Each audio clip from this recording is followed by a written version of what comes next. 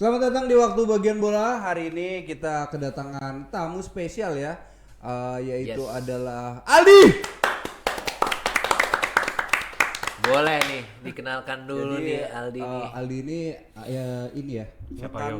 dan kawan dari Eski ya, sahabat. Apa kalian berdua bersahabat? Emang kita teman? Kita berteman. Emang kita teman? Iya, kalau lu nggak ngakuin nggak apa-apa. Iya. Nasib bro. Jadi Aldi ini dari papan tengah juga ya, sama dengan Eski, dan juga ternyata beliau ini mempunyai lisensi D dari Barcelona. Nah, Beda. Oh, Beda. Oh, beda. Lisensi D dari PSSI, ada Barcelona lain lagi. berarti Barcelona itu lisensi tapi kepelatihan juga. Boleh ceritain nggak, kok lu bisa ngambil lisensi Barcelona itu tuh? Iseng. Awalnya dimulai dari iseng. Waktu itu lagi sibuk sama kerjaan nggak asik, terus lihat iklan. Kan itu yang suka diiklanin di Instagram itu loh, tiba-tiba ada Barca Innovation Hub apalah segala macam. Terus lagi diskon terus lihat tabungan, wah lumayan juga nih, gede sebenarnya, tapi ya udahlah, ambil 8 bulan kemudian lisensi. Bukan lisensi, sertifikat jatuhnya, bukan lisensi. Oh, tapi pelatihan tentang bagaimana melatih gitu ya? Iya, jadi kalau nanya, waktu itu sempat iseng nanya ChatGPT, pengen tahu kan, gua kasih materinya apa segala macam, menurut lo ini levelnya level apa? Menurut ChatGPT, bukan menurut saya, menurut ChatGPT itu levelnya ada di UEFA B ke A. Jadi secara teknis yang saya pelajari adalah level UEFA B ke A. Berarti udah bisa ngelatih ini ya, apa namanya, Malut United gitu. Mesti ngambil lisensi dulu sama PSSI. Emang tahu pemain Malut siapa aja? Itu yang bersaudara itu. Sayuri. Berarti lu ngambil lisensinya berdua ya sama Eski? Enggak, gua ngambil duluan. Nah, Waktu ini itu gua ngambil 2018 waktu itu. Terus dia karena tahu gua ngambil, nanya-nanya, akhirnya dia Ambil juga. ngambil Itu juga. pelatihannya berapa lama sih? Kalau lisensi D itu seminggu. Seminggu doang, iya. Iya. Cuma seminggu gue kira. Oke. Tapi sebenarnya gue juga pernah lihat ya, mantan pemain itu lagi ngambil lisensi di sebuah hotel. Tapi mantan pemain timnas ya, tapi kayaknya bukan lisensi D deh, mungkin B atau A gitu. Iya, jadi yang hotel tuh biasanya 2 minggu ke atas itu lisensi C. Lisensi Oh, C C. 2 minggu. Iya. Soalnya kalau pemain biasanya mereka dianggap sudah lewat dari lisensi D, jadi langsung Oh gitu. Kecek. Iya. Kalau atas levelnya, memang kalau lisensinya di atas, itu mereka udah diajak keliling ke Eropanya bahkan. Oh. studi kasus, studi banding gitu. Iya betul. Berarti kalau pengen ngelatih klub di Indonesia tuh minimal harus A. Kalau setauku terakhir asisten pelatih Liga 1 itu harus AFCA. Oh. Kalau C itu masih Liga 3 masih dapat. Liga 3. Iya. Tiga dapat. Tapi harus pakai surat rekomendasi nggak sih? Enggak. Kalau D enggak. Oh, kalau dia enggak. Kalau dia enggak. Terserah aja kita. Kalau dia sih grassroots, Pak. Grassroots bawah ya, Masih dari level bawah.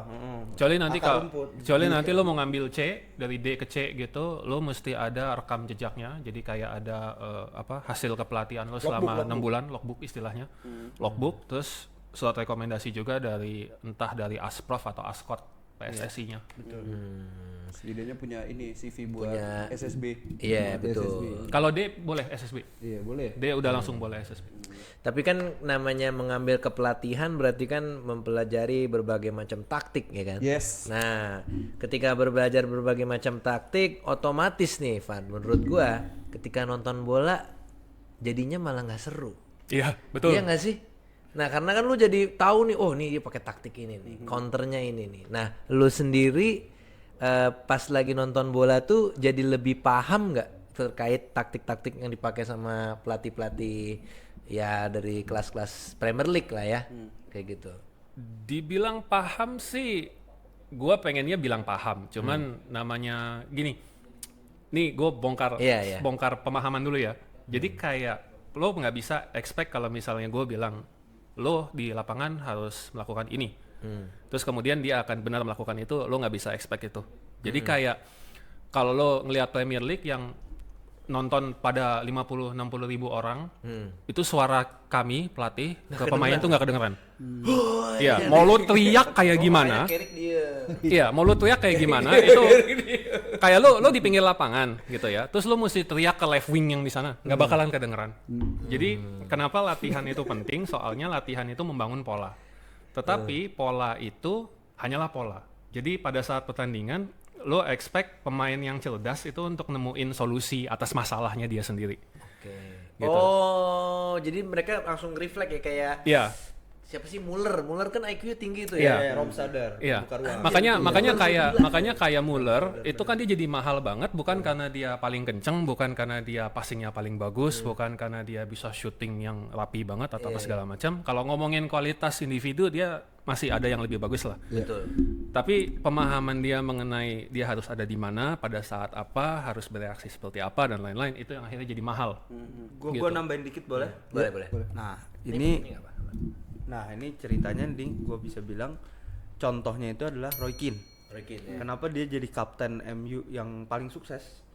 Karena dia adalah panjang tangan Sir Alex di lapangan. Jadi apa yang dimauin Sir Alex itu Roy Keane tahu. Iya. Makanya ada satu game yang udah sering muncul di klip-klip di mana Cristiano Ronaldo itu buang peluang itu lawan Southampton. Itu Ronaldo buang peluang dimarahin sama Roy Keane tanpa perlu dia teriak-teriak, tanpa perlu pelatih teriak-teriak.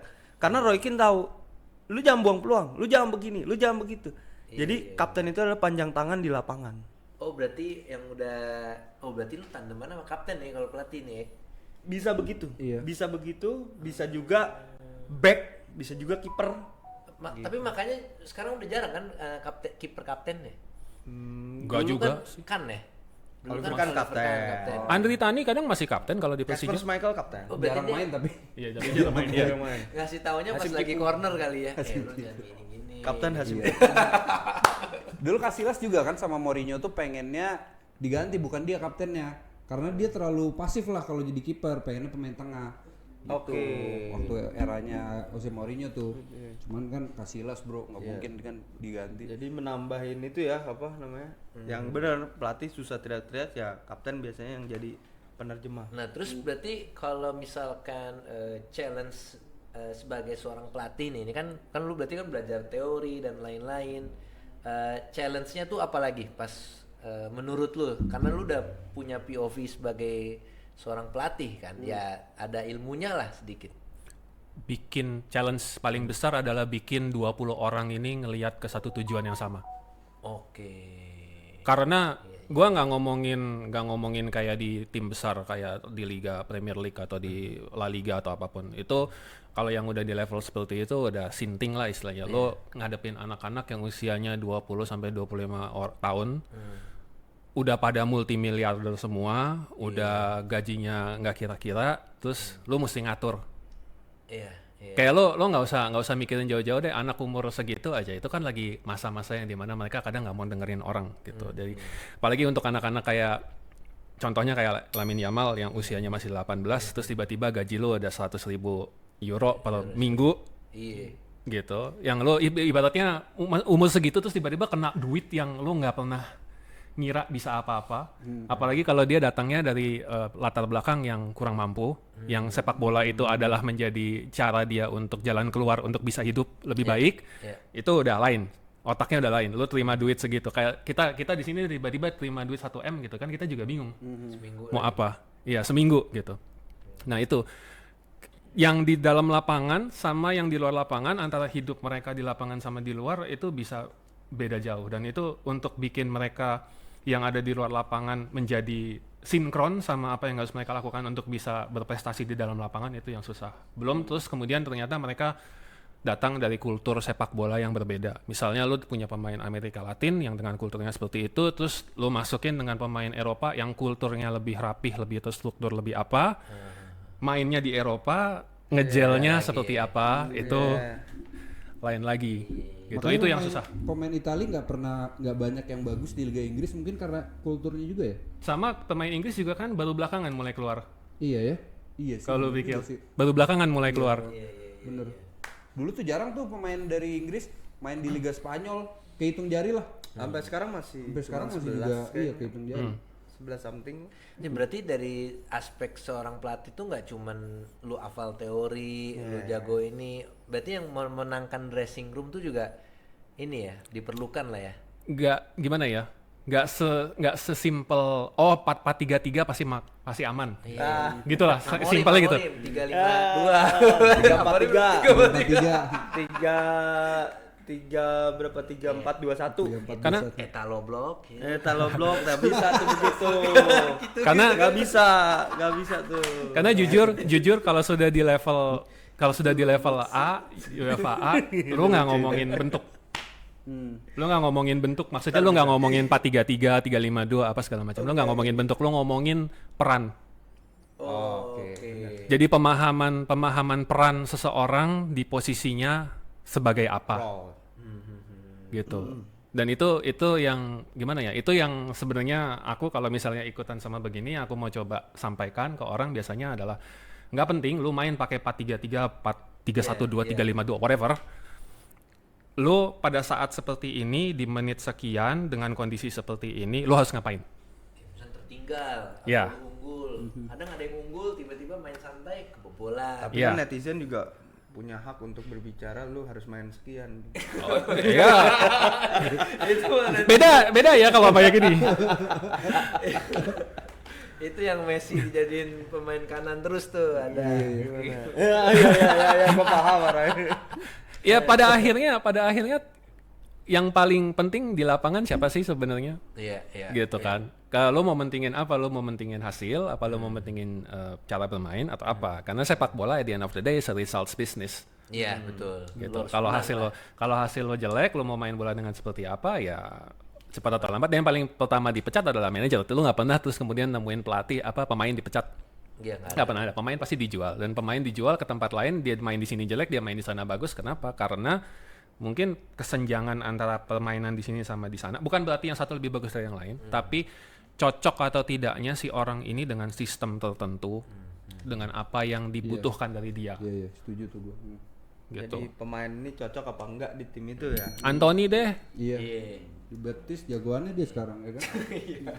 Karena diberi Sebut kebebasan. lo yang muter-muter spin itu berhasil. Gue lihat cuplikannya.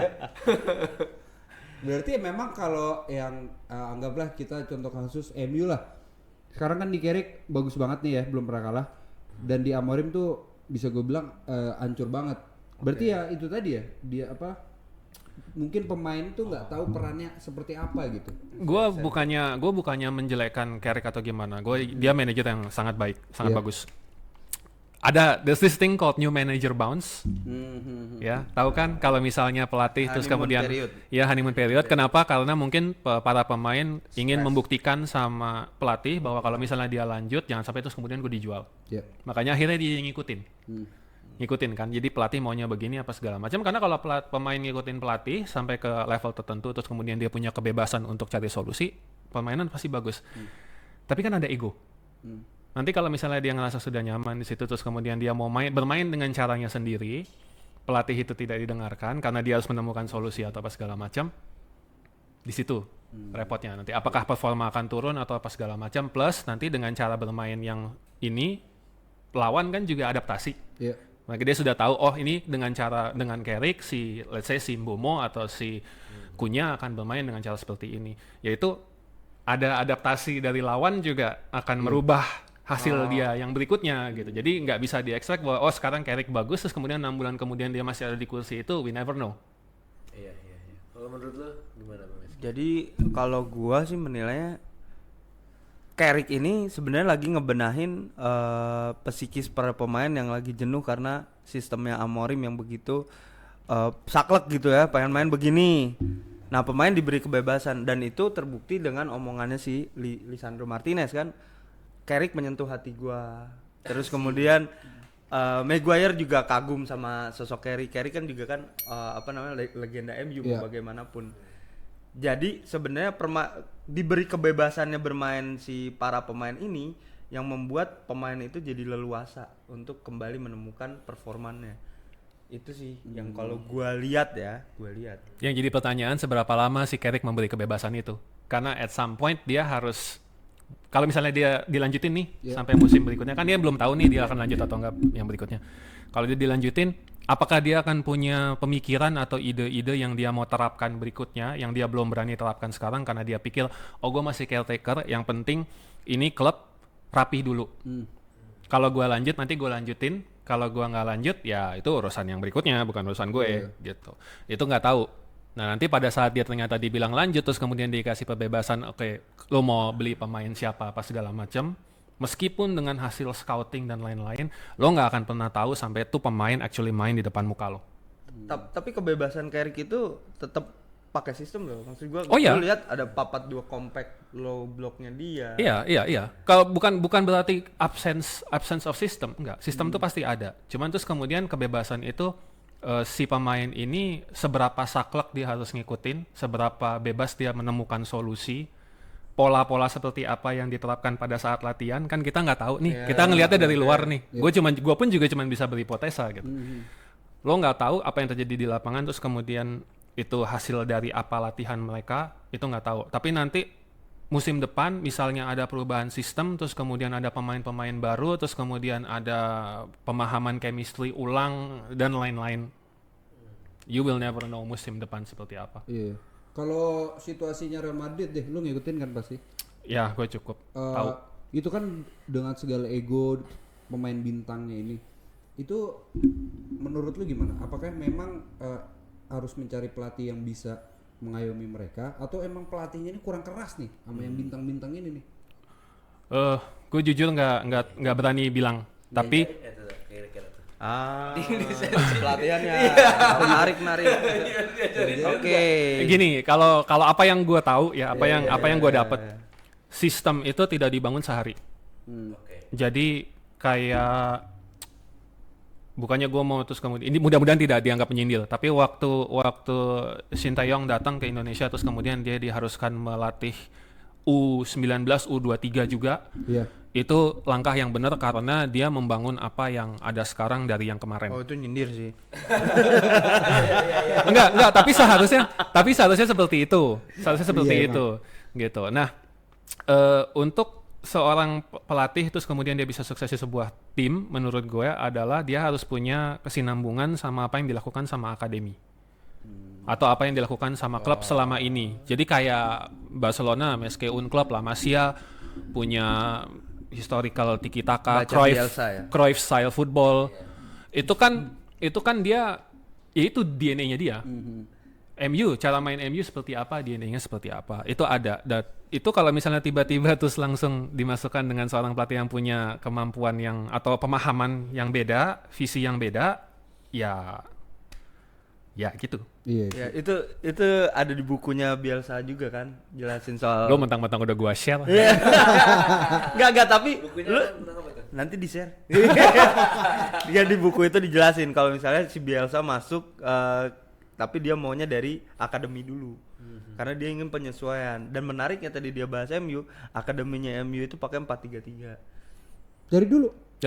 Ya makanya gitu. makanya sih kenapa si Amorim itu nggak ngambil pemain akademi, banyak nggak ketidakcocokan karena akademinya nggak pakai 3. Dan Tapi gue mau nanya, berarti sebuah pelatih itu yang benar itu melanjutkan filosofi timnya yang udah dibikin dari dulu. Seharusnya begitu. Either itu atau dia bisa mengubah cara akademi itu untuk bermain seperti cara yang dia mau. Tapi itu makan waktu lebih lama karena dia mesti benerin akademinya dulu baru kemudian hasilnya datang mungkin 3, 4, 5 tahun lagi. Kayak yang ini pikir goblok aja deh. Kita kan ngelihat Bayern Munchen deh. Bayern Munchen itu kan selalu konsisten juara 1-2. Padahal pelatihnya sering gonta-ganti kan deh. Iya. Iya kan? Berarti itu karena udah terbentuk sistem yang sangat bagus gitu. Bukan karena emang klub kaya aja gitu kan, orang Itu kan setengahnya ada klub kayanya aja, itu setengahnya ada itu. Karena in all honesty kalau lihat Bundesliga ya siapa lagi? Iya. Ya ini kan Mourinho kan ngomong kan tiap awal musim Bayern tuh udah menang karena dia ngambil pemain Iya, dan dia punya habit itu. Jadi lihat ada yang bagus diambil, ada yang bagus. Tapi gua mau nambahin poin, si contoh dia ngambil company itu aneh sebenarnya. Karena Vincent Kompany apa sih reputasinya ketika dia masuk Bayern Munchen? Iya, pelatih Burnley. Degradasi kan? Iya. Tapi ada poin di mana filosofinya si Kompany ini yang menarik perhatian si Bayern Munchen. Inline nih, dia bisa nih bangun pemain muda nih. Dia bisa nih main 1-2 dari bawah. Kompany anak buahnya siapa? Anak buah dalam tanda kutip. Yes. Cara main Bayern Munchen masih mengikuti caranya Pep Iya, kurang Guardiola. lebih ya. Kurang lebih begitu. Jadi poin gua di mana si Bayern Munchen itu ngelihat ada potensi Kompany ini bisa meneruskan apa jadi filosofi bermainnya si Bayern Munchen. Ya udah gua ambil. Padahal Kompany gak punya reputasi yang wah gitu lah sebelumnya. Amorim juga gak punya reputasi.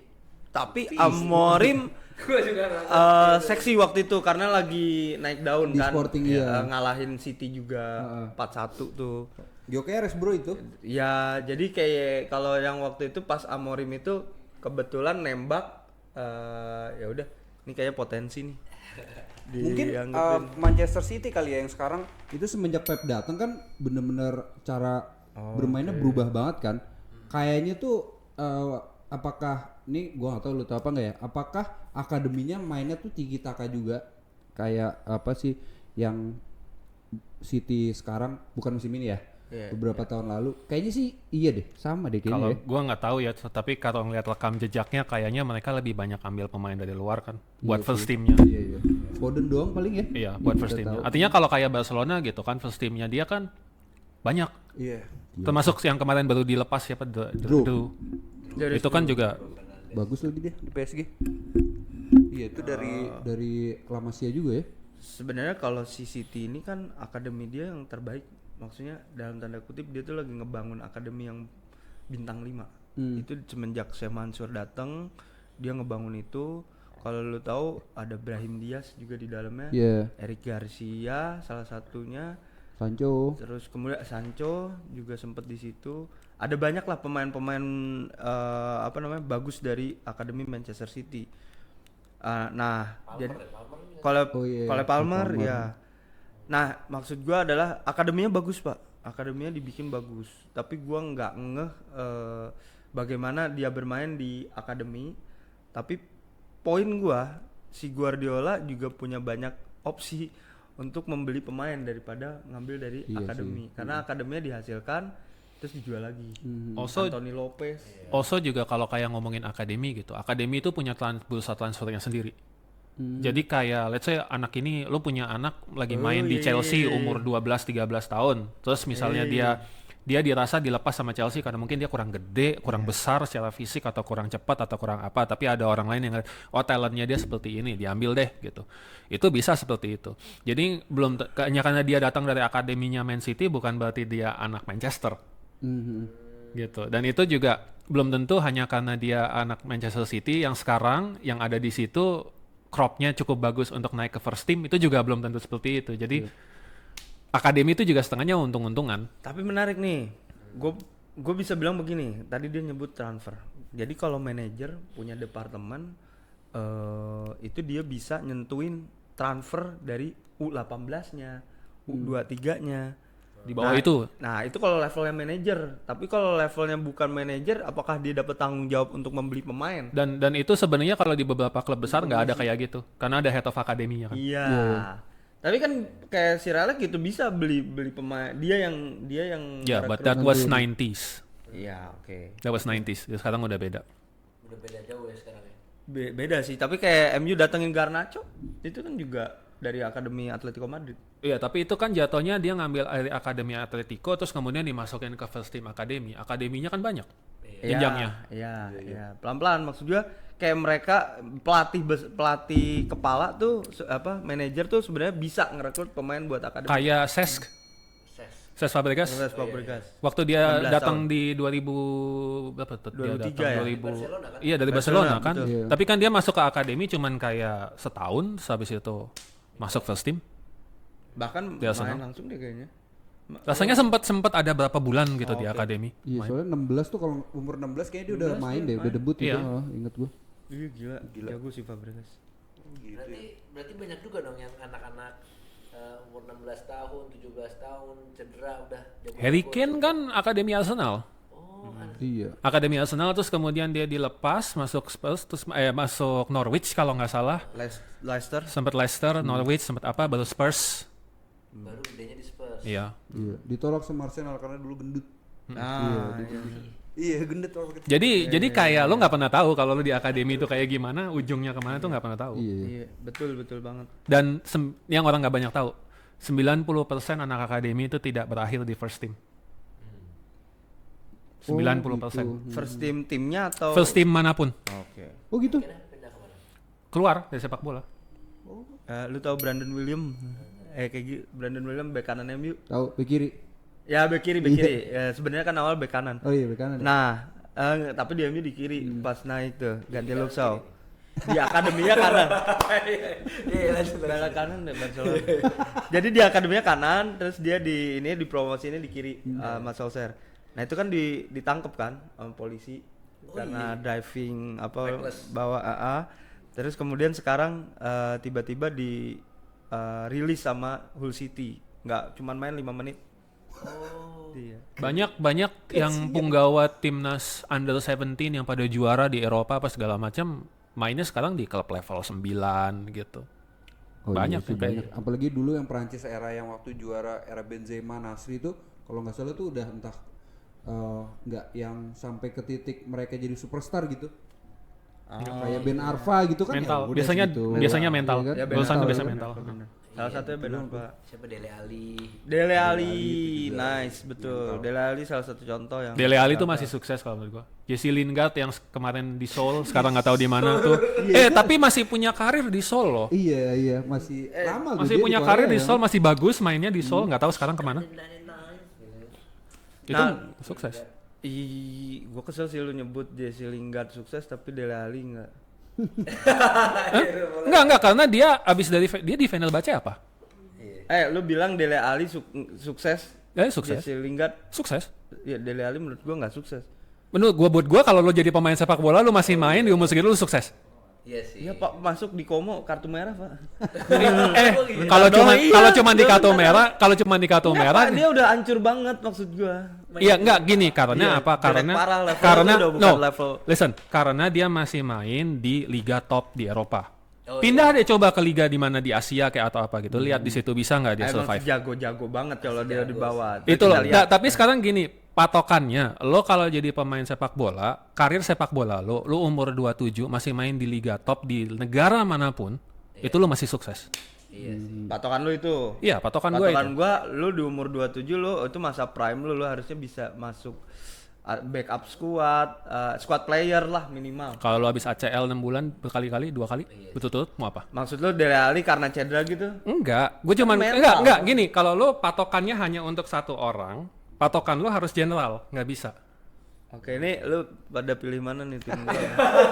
Dia emang gitu, senangnya menggoreng. Ini contoh influencer yang tidak baik. Lo enggak dong. Gua punya alasan kenapa Dele Alli buat gua gagal karena dia attitude-nya jelek gitu loh. Gedean Pak. dia gajinya daripada lo. Ya, jangan balikinnya kayak gitu. Gue balikinnya gitu. Mungkin lu di kehidupan kedua Nah, itu bener. kiper Qatar. Gua mau ngomong kasih kesempatan kehidupan kedua nggak enak. Iya. Tapi menurut lo kalau apa sih sekarang kan banyak lah formasi-formasi. Ini kan karena lu berdua ini ya udah punya license ya. Banyak formasi-formasi yang udah nggak kepake lah dari zaman dulu. Libero sekarang udah nggak ada. 4-4-2 juga udah kayaknya sih udah nggak ada yang make. Sekarang tuh lebihnya apa sih lebih sering pressure tinggi dan lain-lain kan. pivot, ya, gitu. Iya. Menurut lo ada formasi apa yang sekarang yang nantinya ini udah nggak bakal bisa kepake lagi nih? Kalau gue, Menarik tuh pertanyaan. kalau gue ngelihatnya itu kayak lingkaran.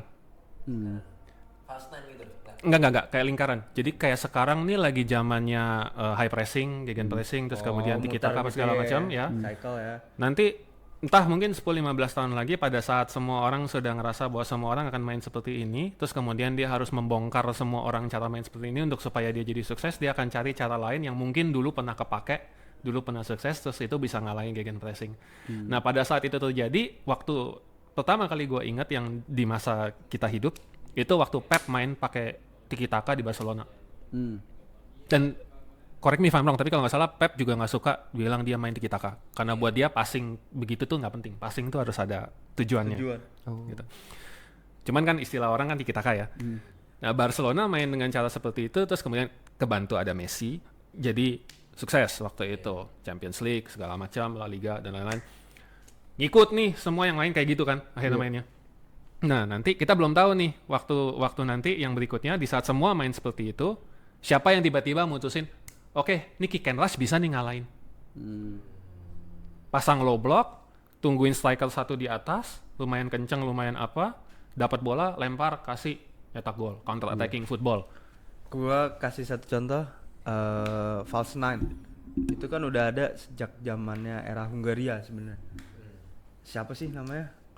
Gue lupa, zamannya Frank Puskas lah pokoknya. Nah, the Magyar, pokoknya itu. Fasta itu apa sih ini? False nine itu striker Drop, yang striker mutusin yang untuk drop. turun. Iya, turun. Forward enggak? Striker. Tapi dia drop turun dia ke bawah. turun supaya wingernya naik masuk. atau AM-nya naik. Naik. Rollnya aja. Itu Tahu cuman roll. Ini Spanyol di Euro 2012. Ah itu Fabregas Iya, depannya. Fabregas. Ah itu false nine. yang terakhir masih fresh di kepala gue, Oli Giroud di Prancis yang juara. Yes, 2008 betul. Dia kan gak ada gol. Gak ada gol. Salah satu lagi Pak, Roberto Firmino. Ya, Firmino. ya itu. Firmino. Ah itu penerjemah tuh. Sebenarnya strikernya salah sama Mane kan. Ngasih ruang. Lu lihat gol dia lawan Newcastle apa kalau nggak salah gimana Firmino ngasih assist yang begitu ini. Iya. Nah, poin gua di situ adalah bener dia tadi nanti balik lagi gitu. Lo tahu nggak Zaman dulu? false nine udah ada sebenarnya. Kita sekarang false nine nih. Lo tahu nggak dulu tahun zamannya Brazil juara Piala Dunia pertama kalau nggak salah formasinya 2-3-5. 2-3-5. Ya, Gua nggak backnya 2 WM. Umur berapa lu di? Bedanya kalau lo knowledge bola generalnya besar, kalau gue bedanya knowledge taktiknya gue besar. 2-3-5 jadi 2-3 depan 5. Oke. Which is sebenarnya kalau lo pikir lagi, kalau lo main pakai dengan 4-3-1-2 terus kemudian yang di belakang wingback-nya pada naik, itu bentuk attacking. Jadi itu yang barusan gue jelasin, kayak bentuk-bentuk kayak gitu tuh udah jarang dibahas. Itu cuman buat starting, shape itu cuman buat starting sama buat patokan, udah. Ya, Pada saat lo fase menyerang, pada saat lo fase rest defense, pada saat lo fase transisi positif, transisi negatif, bentuk tuh bisa cakadul. Yang Iya, penting tuh prinsip bermain. Ya. Oh, kalau udah di tengah lapangan ya. Gue gak ngerti lagi cara lu nonton bola tuh gimana sekarang. Lu berdua. Enggak, gue udah nggak fun. Nonton bola udah nggak fun. Udah nggak fun nonton bola. Pas lihat anjing Diogo Dalot goblok banget itu. Ya, nggak ngerti. Kesel sendiri. Nah, sekarang berarti terakhir lah gue mau nanya deh. Ini dari masing-masing sendiri pasti kan punya inspirasi pelatih dari zaman dulu sampai sekarang. Kalau dari Bro Eski dulu deh, lu siapa nih pelatih yang lu suka dan kenapa ya lu suka dia? Ya, gua kan baca buku dia ya. Gua baca buku dia, gua ngikutin dia dari kecil. Gua suka dia dari kecil. Oleh. Sir Alex Ferguson. Oh, Sir Alex Ferguson. Terus tiba-tiba gue jawab Iwan Setiawan. Karena pakai baju koko. Kenapa Sir Alex Ferguson? Karena menurut gua ya Sir Alex Ferguson cuma melatih MU doang. Oke. Bagus. Wah, lu cari perkara lo nanya begitu. Satu-satunya tim yang mengalahkan Madrid di final adalah Aberdeen. Iya. Itu adalah timnya Sir Alex Ferguson. Oke, iya. Terus kemudian Sir Alex Ferguson ini terinspirasi dari Jock Stein. Satu-satunya pelatih yang membawa Celtic juara Champions League. Nah, Sir Alex Ferguson itu tadi kita bahas man manajemen kan. Kalau gua kasih quote Julian Nagelsmann, ketika lu ngelatih itu 70% man manajemen, 30% taktikal. Nah, Sir Alex ini menguasai betul-betul man manajemen. Jadi gue sangat terinspirasi dari dia. Bagaimana tadi Aldi udah ngomong juga, kita harus bisa nyatuin kepala 20 orang. Itu gimana Sir Alex itu, dia bahkan mengakui I'm the great manager, bukan seorang pelatih, gue manager. Gimana dia assign David Gill sebagai apa, Rene sebagai apa. Kan banyak yang bilang Sir Alex masang kon aja nggak bisa. Ya, tapi dia bisa ngatur semua pemainnya. Gimana pemain bisa betul-betul sebrilian itu bisa dibikin pura-pura ada. Gue punya satu pemain yang nggak main serius buat MU. Dibohongin dong, gue punya Bohongan dong tuh. ada dia pernah mainin psikologis pemain lah. Oh. Gimana? Gitu. Jadi ada punya surat, gue tahu pemain yang nggak main serius siapa, dan surat itu ada di gua. Catatan ini ada di gua. Gua akan buka nanti. Jadi pemain mikir semua pemain Iya. siapa nih. Padahal dia nggak pernah ada tuh surat. Cuman buat biar pemain gua harus nunjukin 100%. Kalau itu bukan gua gitu Iya. di listnya. Takut itu tuh. Iya, makanya gua tersuka banget sama Sir Alex Plot Ferguson. twist kayak No You See Me ya filmnya. Nah ya begitu plot twist. Ya dia bisa tuh mainin, tadi dia bilang si Valencia dia lihat punya potensi jadi back atau siapa pemain, dia bisa, matanya tuh bagus banget, tajam. Iya sih. Itu sih. Dan ada nggak sekarang suksesornya dia? Michael Carrick. Bukan Ole. Gua suka Ole, tapi Ole lagi nggak ngelatih, jadi Maksudnya yang mirip-mirip gitu di klub lain gitu. mirip-mirip sekarang ini gua Marcelo Bielsa sih gua suka. Di mana dia sekarang? Masih di Uruguay. sana. Uruguay. Uruguay ya, udah balik Ngelatih tim Uruguay ya. nasional Uruguay. Gua suka. Oh, timnas dia sekarang ya? Tim nasional Gue Uruguay. nggak tahu tuh. Marcelo Bielsa salah satu pelatih yang menurut gua Itu legenda itu. ya dia bisa mengkombinasikan. Kalau Sir Alex itu kuat di man management, si Bielsa kuat di taktikal, tapi dia juga jago untuk ngasih pendekatan ke pemain, walaupun dia pernah berantem sama Hernan Crespo. Tapi dia menurut gua salah satu pelatih yang luar biasa. Iya. Kalau lu Bung Aldi, pelatih inspirasi lu lah. Gue banyak sih, banyak jujur. Karena kalau lo perhatiin satu-satu, kisahnya mereka tuh macem-macem gitu. Jadi kayak ya ada plus ada minusnya, nggak ada yang perfect lah pelatih itu kan. Gue sih sebenarnya dari dulu memang fans Arsenal. Jadi mungkin secara nggak langsung gue akan bilang Arsene Wenger. Yang gue appreciate, Bagus tuh scoutnya ya. dari Wenger adalah kalau orang bilang ya dia kan nggak banyak juara, tapi yang buat dia jadi suatu pelatih itu yang luar biasa adalah inget masa-masa kelamnya Arsenal waktu itu yang nggak punya bintang siapapun tapi bisa terus-menerus ada di Champions League 20 tahun betul-betul apa kalau nggak salah ya, dengan sumber daya yang segitu karena mereka Baru bangun. karena mereka lagi bangun Emirates kan. Benar. Mereka lagi bangun Emirates. Jadi kayak dengan modal seadanya, dengan pemain yang diambilin terus sama Johan City, Juru. sama Philip Sanderos. Chelsea, Barcelona kan sering Marwan pakai Chamak, Iya. Iya. Ilep, gitu kan. Itu bisa maintain konsistensi di top 4 terus menerus. Itu bukan sesuatu yang gampang. Dengan semua keterbatasan. Dan nomor satu yang buat gue dia jadi penting, jadi spesial buat gue adalah karena dia bukan cuman sekedar man management. Gue dengar ceritanya katanya kalau lo ada pemain, lo datang ke dia, lo ada masalah seperti apa, dia bantuin. Jadi cara dia untuk menghandle pemain itu bukan seperti aset, tapi seperti family. Makanya kalau lo dengerin ceritanya, mungkin lo bisa nonton ceritanya bekas pemainnya dia yang di Arsenal dulu, padahal mereka nyebutnya dia itu seperti sosok bapak. Gitu. Itu satu. Ironisnya gue juga suka sama yang dulu sering bilang dia spesialis in failure, Jose Mourinho. Kenapa? Karena ini orang tidak datang dari keluarga pesepak bola yang besar, tidak punya historical Sepak bola. heritage sepak bola. Felix Mourinho ya bapaknya. Iya kan?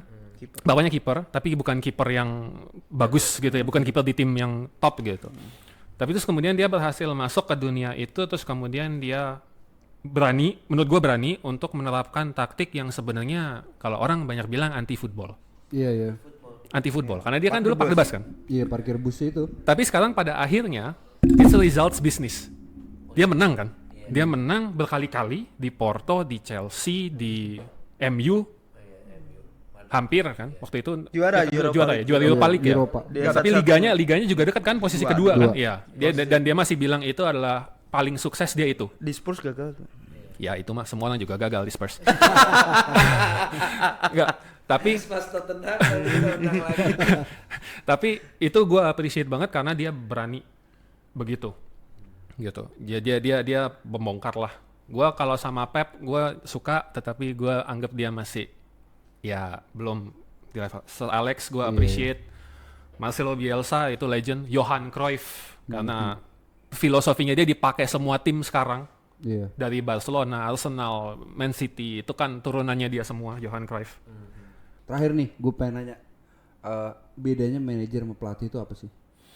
Pelatih itu hanya terfokus sama elemen-elemen yang berkaitan sama how the game is played. Tapi kalau manajer itu dia apa ya, lebih lebar. Jadi dia gini, pelatih itu kalau lo job desk lo adalah head coach, title lo adalah head coach, hanya yang berkaitan dengan performa lo di lapangan. Tapi kalau manajer itu lo harus ikut campur sama hal-hal lain, termasuk hampir semua, termasuk sampai ke bagaimana stadion itu dipakai pada saat bermain, terus kemudian urusan rumputnya itu standarnya sama atau enggak sama cara permainan, urusan bagaimana pada saat pemain baru datang itu dia diberikan apa, yang onboardingnya bagaimana, apakah dia diajak makan malam, diajak diundang ke rumah untuk jadikan keluarga atau apa. Enggak, kalau pelatih itu pokoknya lo datang jam 9, ini menu latihan hari ini, lo harus begini di lapangan, di luar lo mau seperti apa, itu bukan urusan gue, karena biasanya ada staff lain. Cuman jeleknya jadi hanya sekedar jadi pelatih adalah, berarti kan lo man to man-nya nggak ada, man to man relationship-nya nggak ada. Interpersonal relationship-nya itu jadi nggak kebentuk gitu. Dianggap aset. Yeah. Kalau lo bisa main bagus, syukur lo masih berguna. Kalau lo nggak bagus ya sudah gitu. Tapi kalau manajer, lo bertanggung jawab 100% akan gimana caranya si klub itu dari mulai staff-staffnya, bukan cuma pemain, staff-staffnya sampai anak orang-orang di board sampai apa segala macam. Ya lo bertanggung jawab. Siapa contohnya? Yang ini? Nih gua kasih contoh. Contoh paling gampang kalau gue yang sekarang lagi ada itu Arteta. Oh, manajer dia. Dia manajer, dia bukan head coach. 2020 Dia head coach. diangkat. Dia head coach Awal-awal. setahun 2 tahun. Waktu Arsenal FA Cup lepas Wenger, terus kemudian dia ambil Emery. Emery itu head coach waktu itu, Iya. bukan manajer. Makanya terus kemudian perannya dia terbatas. Dengan segala kesulitannya dia dan lain-lain, dia akhirnya dilepas, diganti Arteta. Waktu itu masih head coach, tapi terus kemudian Juara FA. board memutuskan untuk menaruh 100% kepercayaan sama dia sehingga dia diangkat jadi manajer, terus kemudian dia punya influence lebih lebar Iya. gitu. Itu makanya kan apa namanya, kalau si head coach ini kemarin yang dibahas sama Amorim, I'm manager, gue tuh pengen jadi manager bukan head coach. Karena head coach ini ibaratnya, kalau head coach di interview lu bisa kerja sama nggak sama sporting director, Ya. bisa kerja sama nggak sama technical director. Tapi kalau manager, gue nentuin siapa sporting director. Umumnya nih biasanya nih, siapa sporting directornya, siapa technical directornya, biasanya udah sepaket sama Yang dia. akan kelihatan Umumnya. peran paling dekatnya adalah gimana kalau head coach lo nggak ada kaitannya sama akademi, lo nggak ada kaitannya sama pembelian pemain. Oh iya. Betul. Itu. Kalau lo manajer, lo bisa ngatur akademi harus main seperti apa, karena nanti pada saat dia di first team dia harus main seperti apa. Kalau head coach, lo urusannya first team. Kalau pembelian pemain, coach itu dia udah ada sporting director, udah ada transfer chief biasanya. Iya.